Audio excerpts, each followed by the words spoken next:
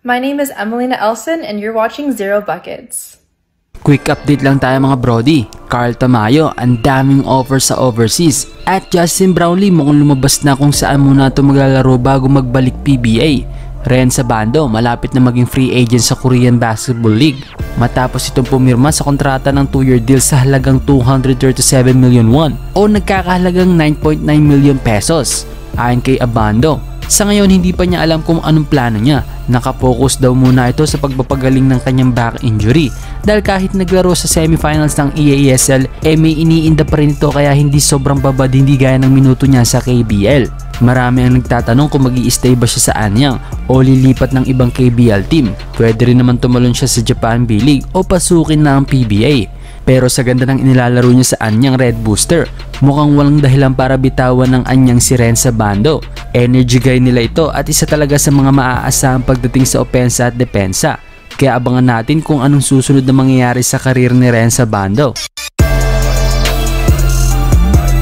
Patungkol naman kay Justin Brownlee, may isang social platform mula sa Indonesia ang nagpost na maglalaro daw si JB sa IBL.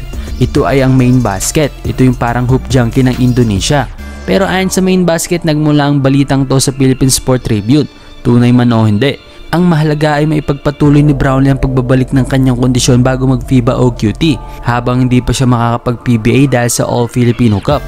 Yun nga lang, kumpara sa PBA, malayo ang level ng IBL sa PBA, lalo na pagdating sa mga local player. Para naman sa huling balita natin, Carl Tamayo inulan ng 6 na offer mula sa Japan B-League at isang offer naman mula sa KBL.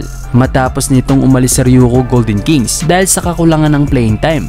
Hindi nabanggit ang mga eksaktong koponan na kumukuha sa serbisyo ni Carl Tamayo, pero inaasahang ang pipiliin ni Tamayo ay ang nag-iisang offer mula sa KBL.